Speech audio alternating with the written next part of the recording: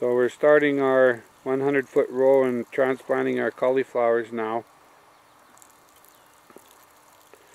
And just giving a little extra water.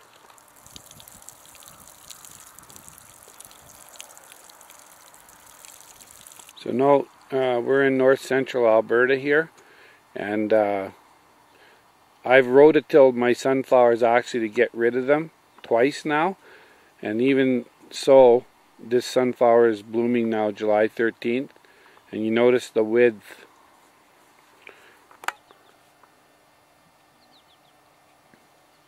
This is what happens when they have good and proper nutrition and they fall on the ground in the winter. So here we are for height, you can see, and again this one's getting a bud up.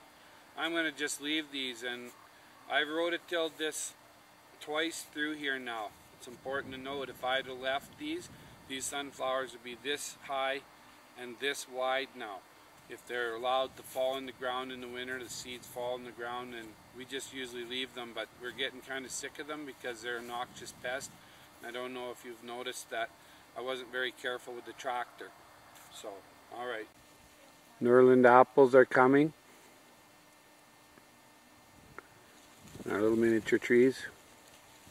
Here's our compost heap. And all my pigeon manure, the rabbit manure with the straw, the dog's straw, even dog hair, everything from our house that's, you know, not a meat product or milk and dairy product goes in here. The other thing is that we've decided to put red worms in here. My Sweet Marie cherry, I have 2 of them, and I'm really pleased to see them coming back.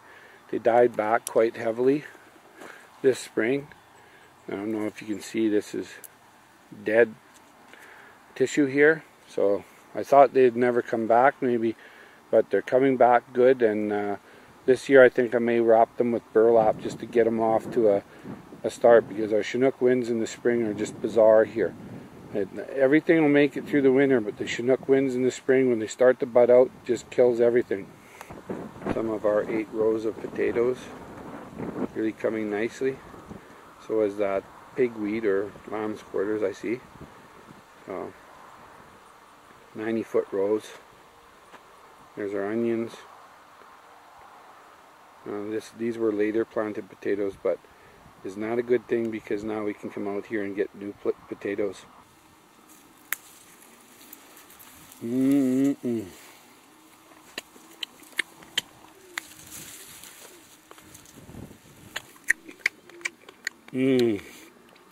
Massey garden, growing right out of the brome grass. Because you can't keep brome grass out of perennials here. It's almost impossible. I wanted to show you guys this golden willow that I planted from a cutting up by my loft here. This is exactly 2 years old, almost to the day. And I'll go closer and show you. This tree in front was actually also, I planted it just from a little seedling that I got from a homestead site, and that's a Schubert choke cherry to make good wine. But anyway, back to this tree. This tree here, I make all my own cuttings for my golden willows and laurel leaf willows, and I mean you could make probably at least 500 cuttings out of this tree already, which I'm not going to. I'm going to save it. It's a shelter for my loft here, but I'll show you anyway, close up, what it came from.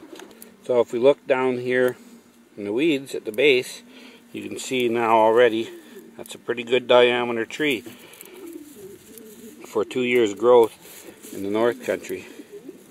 Right there, you can see it's flush on the top. That's the cutting. You cut them on an angle on the bottom and flush on the top.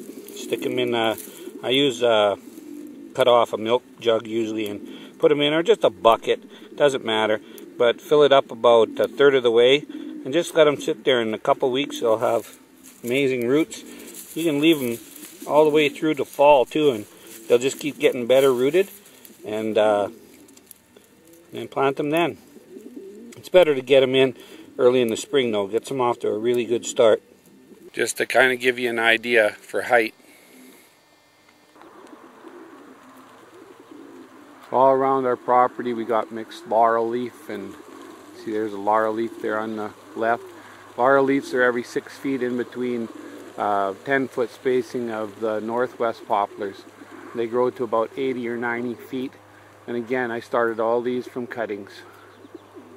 Now, these trees here now are about 5 years old, and I have some up to about 18 feet. Oh, look, lo and behold, looks like one of the many moles I'll never catch up to. New bunch. Evans cherries are starting to ripen. Sour cherry again.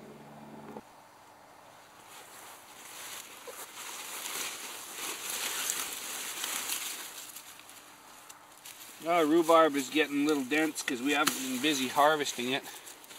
Make some pie.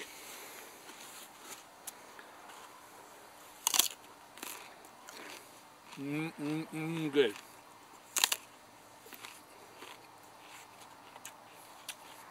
Never have bad kidneys if you eat rhubarb raw or cooked, doesn't matter.